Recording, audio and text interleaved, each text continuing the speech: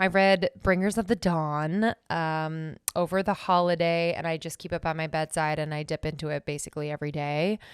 I did a membership episode with my favorite learnings from Bringers of the Dawn. So if you're a member, make sure you listen to that episode.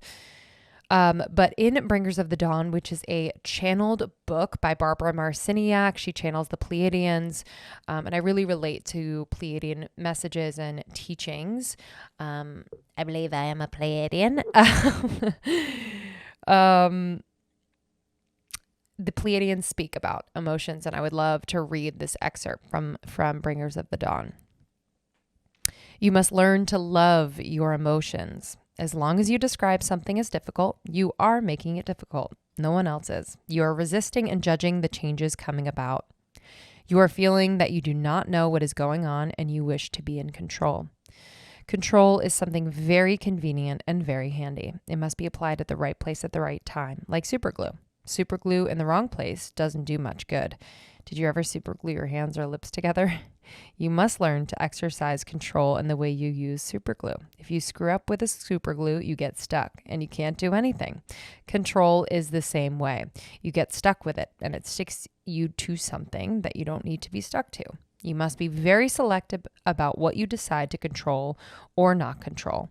The old human pattern or the paradigm that exists says you must be in control. I'm going to keep reading. You, as members of the family of light, which is what the Pleiadians call us, light beings, are having an awakening. You need your emotions. You must become friends with your emotions because through feelings, you can climb the ladder to the multidimensional self and the 12 chakra system and explore what you discover. Through feelings, you can tell if something is going on or not. The logical mind will disinvolve itself when something is going on if the body is not plugged into feeling. Feeling registers frequency change. Logical mind does not register frequency change. You are experiencing an awakening. If you're watching on YouTube, my eyes are wide. Let's take a few deep breaths.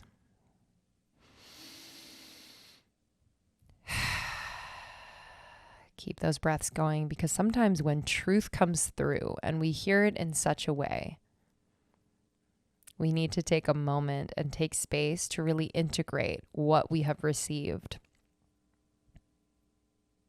You need your emotions.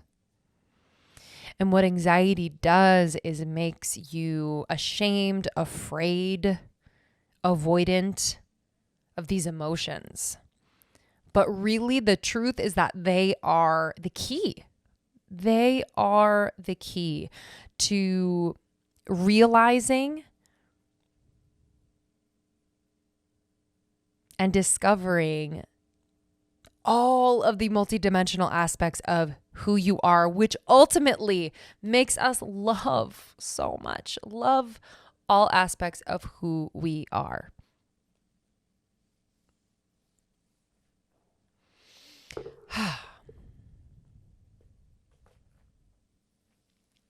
I want to talk about this process of feeling these feelings.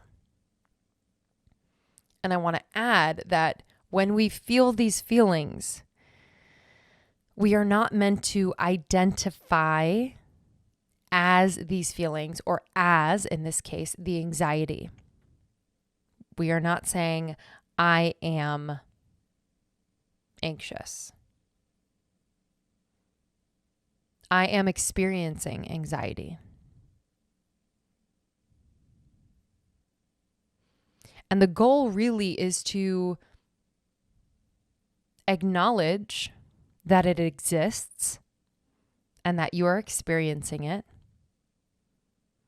and commit to following the feeling to the root.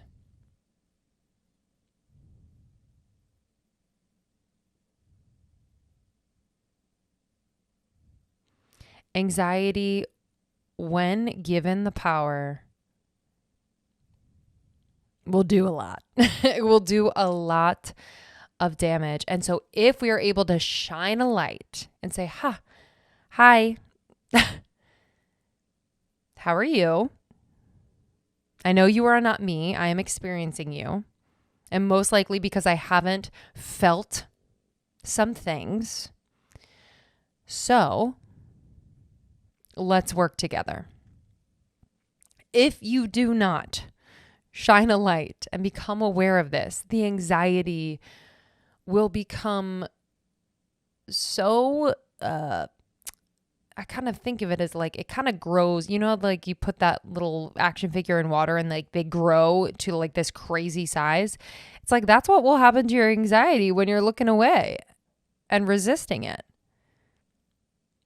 For me, I know that I've let my anxiety fester and just kind of take the wheel when, let me give you a few examples.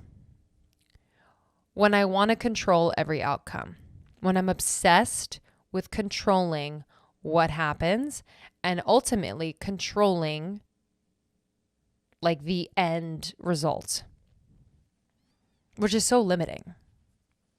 But it feels good to try and control it because it quells my anxiety in the moment. My anxiety also just listens to the thoughts in my head that are mostly skewing negative. So only listens to the thoughts in my head. Anxiety doesn't really listen to the soul. Anxiety is just having this like constant conversation with the thoughts in my head. And they're like, yeah, so right? Yeah, she's not worthy, right? Right. Yeah, no, it's crazy. She really, sometimes she thinks she is, but she isn't. And then, constant loop. Sometimes my anxiety makes me numb out. My anxiety makes me numb out in the ways of being on my phone way too much, scrolling Instagram. My anxiety makes me numb out by isolating myself, and alone time is very powerful. You know me, I'm a proponent. But sometimes it is this forced isolation because I'm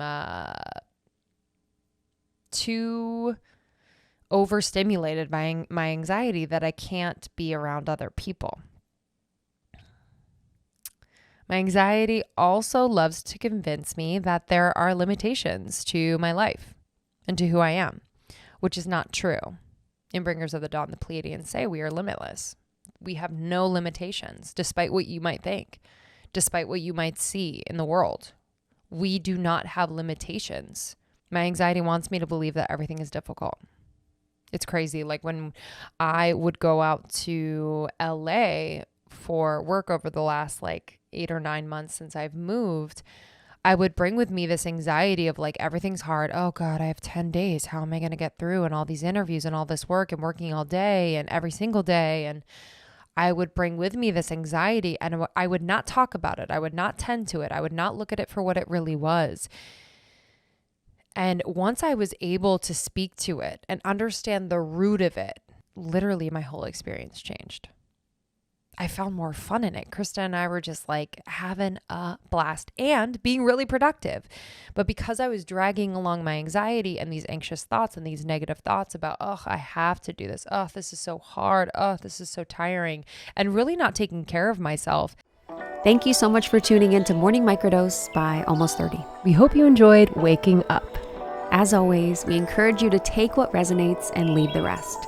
If you enjoyed this trip, tune into the full episode on the Almost 30 podcast. All episode information can be found in the show notes. Make sure to subscribe, and if this becomes a part of your morning routine, be sure to share it with a friend. We have new inspiring doses Monday through Friday. Follow us on Instagram at Morning Microdose, and follow Almost 30 at Almost 30 Podcast. Thanks for listening. We'll see you in the vortex.